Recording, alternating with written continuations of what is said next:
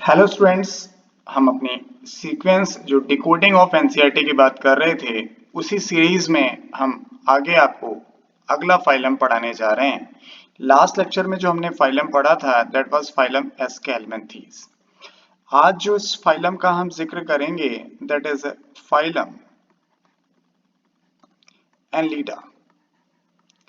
Animal kingdom में हम एक एक करके एक एक सीक्वेंस की बात कर रहे हैं, लेकिन आज मैंने आपके फ्रंट पे एनसीईआरटी की टेक्स्ट बुक नहीं रखी है। टेक्स्ट बुक आपके पास है, मैं कोशिश करूंगा कि आपको जैसे कॉपीज में आप लिखते हैं उस तरह पढ़ाने के लिए। तो पहले आप एनलिडा शब्द को ही समझ लें, हम अंदर जाएं उससे पहले ये समझ में आना चाहिए कि हम इसमें करेंगे कैसे। एनलिडा एक शब्द से बना हुआ है और शायद ये शब्द इतना इंपॉर्टेंट है कि आप इसे अगर तोड़ दें तो एक शब्द आता है एनुलस, और एनुलस का मतलब होता है रिंग, छल्ला। यानी इनकी बॉडी जो है इसमें रिंग जैसा कुछ होगा, और ये रिंग जैसी जो बात की जा रही है उसका पर्पस सिर्फ एक है कि हम एक शब्द को इसके साथ जोड़ पाएं, and that is metameric segmentation यानी मेटामेरिज्म। इसी का जिक्र यहाँ पे सबसे इंपॉर्टेंट किया जाता है।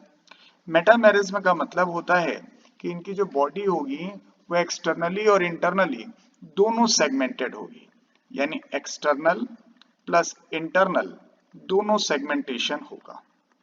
ये बात हमने आपके इस चैप्टर के शुरुआत में भी बताई थी कि मेटामेरिक सेगमेंटेशन का जिक्र में हम एनलिडा ही आंसर करते हैं। हालांकि कुछ जगह पर आर्थ्रोपोडा और कॉर्डा आंसर किया जाता है, लेकिन सही आंसर सिर्फ एनलिडा है, क्योंकि जो कॉर्डेटा है और आर्थ्रोपोडा है उसमें एक बात का डिफरेंस है। जो कॉर्डेट्स हैं वो सिर्फ इंटरनल सेगमेंटेशन शो करते हैं, और जो आर्थ्रोपोडा हैं वो सिर्फ एक्सटर्नल सेगमेंटेशन शो करते हैं। तो ये तो रही फाइलम की कि हम फाइलम को अगर जोड़ के देखें तो कह पाते हैं कि सर वहां पर एनुलस। तो एक पहला पॉइंट तो आपके लिए ये इंपॉर्टेंट है। मैं पहले जो इंपॉर्टेंट पॉइंट्स हैं उनको मैं आपको बता दूं कि एक मेटामेरिक सेगमेंटेशन, इसलिए इनके सेगमेंट को हम लोग मेटामर्स कहते हैं, जो सेगमेंट्स पाए जाएंगे।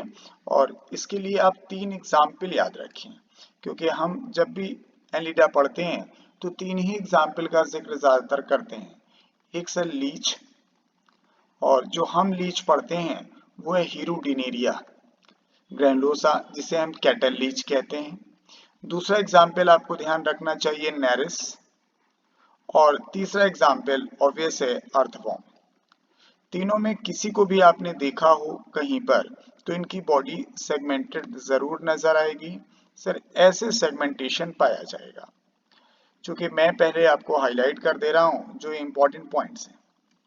तो अगर आप बाहर से देखोगे तब भी आपको छल्ले दिखाई देंगे, और अंदर से देखोगे तब भी आपको छल्ले दिखाई देंगे, यानी एक्सटर्नल सेगमेंटेशन भी है और इंटरनल भी है। लेकिन जो इंटरनल सेगमेंटेशन है वो ऐसे पार्टीशन होता है, इन्हें हम लोग सीलोसेप्टा कहते हैं, क्योंकि सीलोमिक कैविटी तो पाई जाती है तो हम इनको नाम देते हैं सीलोसेप्टा। और बाहर जो आपके पास सेगमेंट्स हैं इसे ऑब्वियस है हम एनुलस यानी रिंग कहते हैं। तो हमने अपनी बात पूरी कर ली कि जो पहला इंपॉर्टेंट पॉइंट था दैट वाज मेटामेरिक सेगमेंटेशन।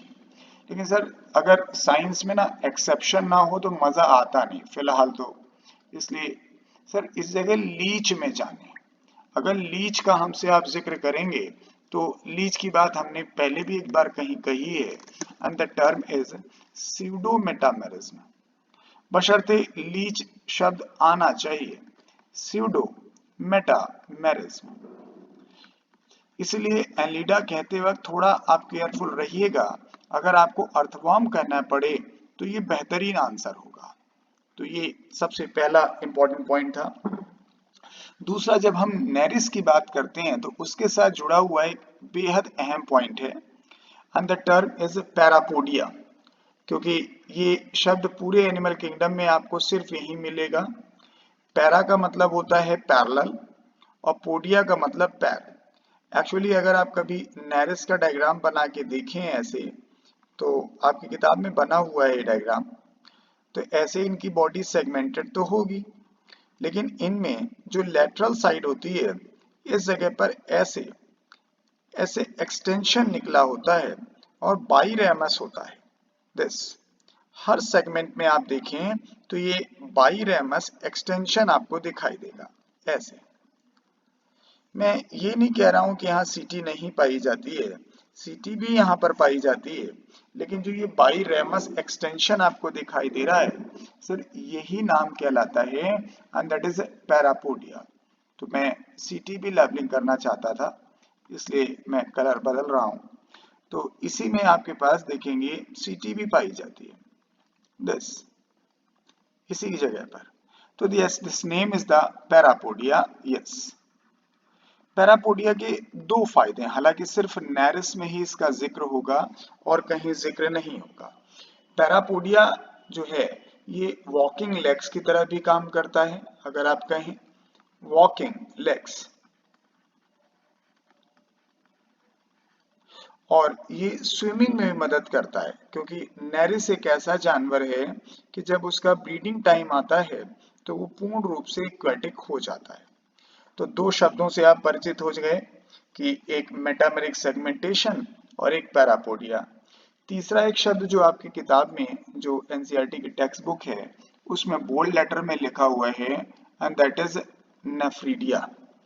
और हमारे ख्याल से ये बेहद इंपॉर्टेंट है और इसकी इंपॉर्टेंस आज से नहीं है, वो जब आप प्लेटिहेल्मिन्थीज पढ़ रहे थे तब से पढ़ रहे थे। तो ये इनका एक्सीटरी स्ट्रक्चर तो है, लेकिन साथ में ऑस्मो रेगुलेटरी स्ट्रक्चर भी है। अब नेफ्रीडिया के डिटेल आपके पास नहीं है, लेकिन अगर आप नेफ्रीडिया पढ़ते तो 3 प्रकार के होते हैं, उन सब का पर्पस एक ही है।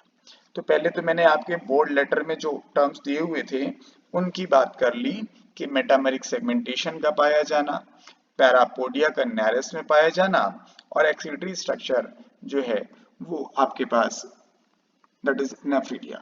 लेकिन ये शब्द जब भी आप पढ़ें तो मैं बार बार लोगों से कहता हूं कि उससे रिलेटेड टर्म भी याद रखें। फ्लेम सेल आपने इससे पहले पढ़ा था and that was feature of the flat worm. हालांकि सिर्फ फ्लैट वर्म में नहीं था, ये फ्लेम सेल फ्लैट वर्म में भी है, रोटीफर्स में भी है, कुछ एनालिड्स में भी है, मैं उसे छोड़ दे रहा हूं, सिफेलोकॉर्डेट्स में भी है, सिफेलोकॉर्डेट एम्फिऑक्सिस, तो उस तरफ भी है। फिर दूसरा एक नाम आपके लास्ट फाइलम में आया था एंड दैट वाज रीनेट सेल।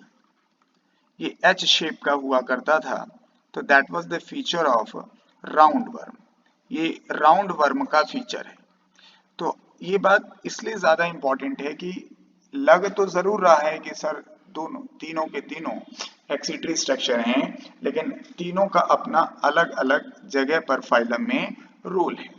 तो यस, तो हम अब नेक्स्ट पेज पे आते हैं। अब मैं जनरल बात मैंने कर ली, आपको पिछले पेज में जो हमने आपको पढ़ाया था उस पेज की बात हमने आपको बता दी। तो उस पेज में मैंने आपको ये बता दिया कि 3 फीचर्स हैं। अब हम नेक्स्ट पेज पे आते हैं। तो यस, तो हम अब इस पेज पे आपकी टेक्स्ट बुक को पढ़ना शुरू कर रहे हैं। प्लीज अपनी आप एनसीईआरटी की टेक्स्ट बुक पे फोकस करिएगा। तो सर इसमें कुछ मेंबर ऐसे हैं जो इक्वेटिक हैं, पानी में है, जैसा कि हमने अभी आपको नेरिस में बताया, और इक्वेटिक में भी हम पूरी बात कह ले जाएं तो हम कह सकते हैं कि कुछ फ्रेश वाटर हैं और कुछ मरीन भी हैं, यानी दोनों जगह पर पाए जाते हैं। आप ये बात खाली इक्वेटिक कह के नहीं जा सकते। और यस, कुछ लोग टेरेस्ट्रियल भी हैं, यानी जमीन पर भी पाए जाते हैं। जैसे केंचुए को ही देखें, वो जमीन पे पाया जाता है। इवन कुछ लोग फ्री लिविंग हैं, इन्हीं में देखें कि यानी किसी के पैरासाइट नहीं है, दे आर फ्री लिविंग। या कुछ लोग ऐसे हैं जो पैरासाइट हैं, जैसे हम अर्थवॉर्म का जिक्र करते तो वो फ्री लिविंग है, लेकिन लीच का जिक्र करते तो वो पैरासाइट है। तो ये हैबिट और हैबिटेट की बात हो गई हमारे पास कि भाई पाए कहाँ जाते हैं, और दूसरी बात कि सर वो नेचर कैसा है। फिर एक बड़ा आसान सा पॉइंट आता है, हम लोग पहले भी पढ़ चुके हैं, and that is organ system level of body of organisation. क्योंकि ऑर्गन सिस्टम आपने पिछले फाइलम में ही कह दिया था, तो एस्केलमेंथीज ऑनवर्ड जितने भी आपके पास फाइलम आएंगे सब जगह ऑर्गन लेवल ही है। प्लस एक और साथ में बात बोली गई थी, and that was a bilateral symmetry. इस हिसाब से तो हम तीसरे फाइलम में पहुंच गए। इसके पहले आपने प्लेटिहेल्मिन्थीज में बाइलेटरल सिमेट्री पढ़ी थी, फिर एस्केलमेंथीज में पढ़ी और अब एनलिडा में है। तो ये दोनों पॉइंट कोई बहुत इंपॉर्टेंट नहीं है, सिर्फ आप ये ध्यान रखें कि सर कहाँ से शुरू हुआ था तो आसान हो जाएगा। अब पॉइंट गिनने की बात करें तो हम तो ट्रिप्लोब्लास्टिक भी लेके चल रहे हैं, क्योंकि ट्रिप्लोब्लास्टिक तो अब आपका फाइलम नहीं है, प्लेटिहेल्मिन्थीज से शुरू हुआ है। यानी जहां से बाइलेटरल सिमेट्री शुरू हुई थी वहीं से ट्रिप्लोब्लास्टिक भी शुरू हुआ था। हाँ, अब फीचर हमारा जो हमने अभी आपको एक जनरल इंपॉर्टेंट पॉइंट्स में बताया सर वो आ गया आपके पास, and yes, and that is a metameric segmentation. अभी मैंने आपको बताया इसके बारे में, तो अब मैं इसमें आपका ज्यादा समय नहीं लूंगा। यानी बॉडी सेगमेंटेड है, एक्सटर्नली और इंटरनली दोनों सेगमेंटेड है। और एक और बात कि सर यहाँ पर ट्रू सीलोम पाया जाता है and that is named as an coelomate. लेकिन अगर आपको हमारा वो लेक्चर याद हो जहां हमने आपको सीलोम का जिक्र किया था, तो हम नाम देना चाहेंगे एंड दैट इज साइजोसील।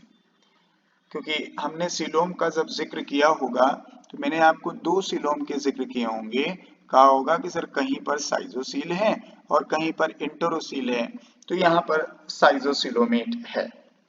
तो ये इनके कुछ जनरल फीचर्स हो गए, जो एक जनरल फीचर्स हमने हैबिट की बात कर ली और उनके फीचर्स की। अब एक बहुत इंपॉर्टेंट पॉइंट है, लोकोमोशन को लेकर आता है। जैसे जनरली क्या होता है कि हम छोटी क्लास में होते हैं तो लिख देते हैं लोकोमोशन इज बाय सीटी। ये ठीक है, सीटी से लोकोमोशन करता है, लेकिन ये लोकोमोटरी ऑर्गन हो ही नहीं सकता। इसलिए नहीं हो सकता कि जो सीटी है ये नॉन लिविंग स्ट्रक्चर है, इज ए नॉन लिविंग। तो पहले तो ऑर्गन शब्द हटा लीजिए आप इसमें। दूसरा, सीटी लोकोमोटरी स्ट्रक्चर में मदद करता है, हेल्प करता है, ये सिर्फ हेल्प करता है। और वो भी हेल्प कहाँ करता है? मॉइस्ट सॉइल पर। जो गीली मिट्टी होती है सिर्फ उसी जगह ये सीटी मदद करता है। सीटी जमीन में धंस जाता है और जो जानवर है वो अपनी बॉडी वॉल की जो मसल्स है उनकी मदद से मूव कर जाता है। एक्चुअली इसकी जो बॉडी वॉल आप देखोगे तो इसकी बॉडी वॉल में सिर्फ दोनों प्रकार की मसल्स पाई जाती हैं। Body wall has LML as well as CML, यानी लॉन्गिट्यूडनल मसल भी है और सर्कुलर मसल भी है। तो ये एक प्रकार का पेरिस्टाल्टिक मूवमेंट क्रिएट करती हैं, पेरिस्टाल्टिक मूवमेंट, तो जिस वजह से ये लोकोमोशन कर पाता है। लेकिन मैं फिर आपको आगाह कर रहा हूं, जनरली लोग याद कर लेते हैं कि लोकोमोशन इज बाय सीटी। सीटी सिर्फ एक हेल्पिंग स्ट्रक्चर है, सिर्फ एक मदद करता है।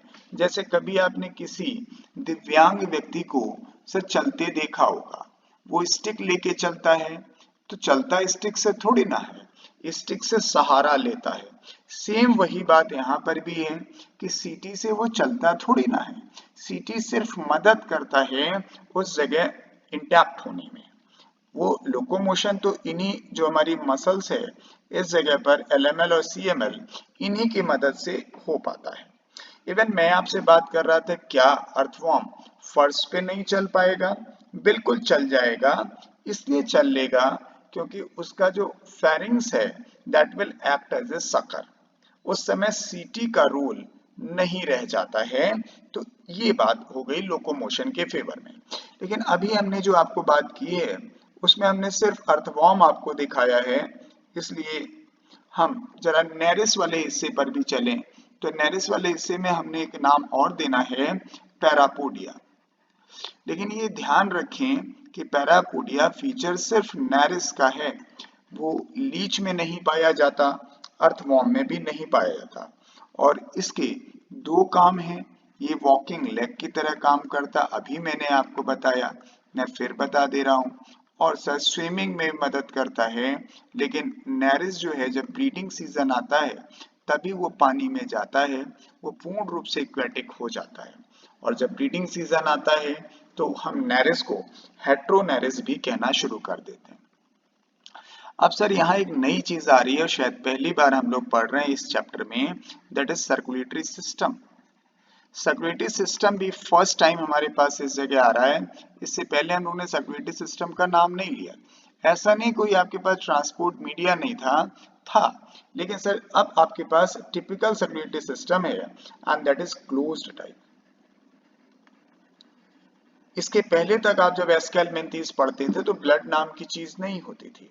यहाँ ब्लड जो है वो रेड पाया जाएगा, लेकिन खास बात ये है जो रेस्पिरेटरी पिगमेंट यानी हीमोग्लोबिन है and that is dissolve in plasma, dissolve in plasma.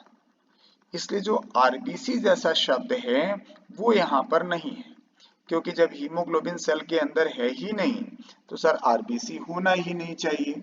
तो सर्कुलेटरी सिस्टम यहाँ फर्स्ट टाइम है, वो भी क्लोज टाइप है। फिर एक्सिटरी स्ट्रक्चर का जिक्र हमने अभी आपसे किया था, दैट्स ए नेफ्रीडिया, जिसका जो रोल है वो एक्सक्रीशन और ऑस्मो रेगुलेशन दोनों है, यानी बॉडी फ्लूइड बैलेंस भी करता है। अब एक पॉइंट आ रहा है, that's a neural system. Neural system ये कैसा होता है? तो न्यूरल सिस्टम याद करें तो हम लोगों ने सिलेंट्रेटा से पढ़ना शुरू किया था। सिलेंट्रेटा में आपने कहा था नॉन पोलर न्यूरॉन है, नर्व नेट के फॉर्म में पाया जाता है, प्रिमिटिव टाइप का नर्वस सिस्टम है। लेकिन आपकी जो टेक्स्ट बुक इस फाइलम में कह रही है, it consist of paired ganglia connected by the lateral nerve to the and that is double ventral nerve cord. तो इसमें पेयर्ड गैंग्लिया से ज्यादा इंपॉर्टेंट जो है ये डबल, ये जो नर्व कॉर्ड है ये डबल और वेंट्रल साइड में है। लेकिन इसमें खास बात एक और है, तो मैं पहले आपको मेंशन करता चलूं कि हमारी जो नर्व कॉर्ड है वो डबल और वेंट्रल है। तो ये मैं दो दिखा रहा हूं, that is double ventral nerve cord, nerve cord. लेकिन एक खास बात है, अगर हम इसका टीएस काट के देखें इस जगह पे तो ये फीचर कुछ इस तरह से नजर आएगा। बाहर एक मेम्ब्रेन नजर आएगी और जो अंदर हम लोग नर्व कॉर्ड का जिक्र कर रहे थे, मैं कलर वही ले लूं, तो जो दोनों नर्व कॉर्ड है ये देखिए दोनों नर्व कॉर्ड आपको दिखने लगे, क्योंकि because it is surrounded by sheath, surrounded by sheath. क्योंकि जो दोनों नर्व कॉर्ड है वो होती तो दो है, लेकिन इसलिए अपीयर्स सिंगल, वो नजर सिर्फ एक आती है। ये बड़ा अहम पॉइंट है। तो अगर किसी ने अर्थवॉर्म की नर्व कॉर्ड को देखा होगा तो ये उसे जरूर याद होगा, डबल है, वेंट्रल है, but surrounded by A sheath and therefore and that appears single. फिर बात आती है कि सर ये आपके पास नैरिस को देखें तो लिखा है नैरिस एन एक्वेटिक फॉर्म, लेकिन अर्थवॉर्म और लीच को हम नहीं कहते हैं एक्वेटिक फॉर्म। तो जो नैरिस एक्वेटिक फॉर्म में है एंड दैट इज डायोसियस। अगर हम सिर्फ नैरिस का जिक्र करते हैं तो वो तो डायोसियस है। डायोसियस का मतलब होता है कि यूनिसेक्सुअल है, आप इसे यूनिसेक्सुअल कह सकते हो। ये बात सिर्फ नैरिस में लागू होती है, लेकिन अगर यही बात आप अर्थवॉर्म और लीच में देखोगे, that is earthworm and leech, इन दोनों जानवरों को देखें तो दे आर मोनोसियस। मोनोसियस का मतलब दे आर बाइसेक्सुअल, यानी मेल फीमेल जो हैं वो दोनों एक ही सेक्स पर पाए जाते हैं। रिप्रोडक्शन का कोई एसेक्सुअल मेथड है नहीं, सिर्फ सेक्सुअल मेथड ही है। और तीन ही एग्जाम्पल आपके सिलेबस में दिए गए हैं, तीनों का जिक्र हमने आपके अपने इस लेक्चर में कर लिया है। नैरिस है एंड दैट इज फेरेटिमा जिसे अर्थवॉर्म कहा गया है, और हिरुडिनेरिया, हिरुडिनेरिया जिसे नाम दे रहे हैं दैट इज लीच। तो इसलिए तीन के तीनों एग्जाम्पल हमारे पूरे हो गए। तो मैं एक बार फिर से रिमाइंड कर दूं, तीन पॉइंट ऐसे थे जो बोल्ड लेटर में लिखे गए, तो उनका जिक्र हमने आपसे कर दिया। दैट इज एक को नाम दिया मेटामेरिक सेगमेंटेशन, दूसरा पैरापोडिया इन द नैरिस, और तीसरा नेफ्रिडिया। फिर हमने आपको हैबिट की बात की है, हैबिटेट की बात की है, एक्वेटिक भी हैं, टेरेस्ट्रियल भी हैं, कुछ फ्री लिविंग भी हैं, कुछ पैरासाइट हैं, कुछ जनरल फीचर्स की बात, organ system, bilateral symmetry, triploblastic, और सीलोमेट का पाया जाना। ये जनरल बात थी। एक अहम बात थी कि जो लोकोमोशन आप कहते हैं सीटी के द्वारा होता है, सीटी के द्वारा नहीं, सीटी की मदद से होता है। लॉन्गिट्यूडनल और सर्कुलर मसल्स दोनों उसकी बॉडी वॉल में पाई जाती हैं, जिससे वो आसानी से पेरिस्टाल्सिस जैसा मूवमेंट करते हुए नजर आते हैं।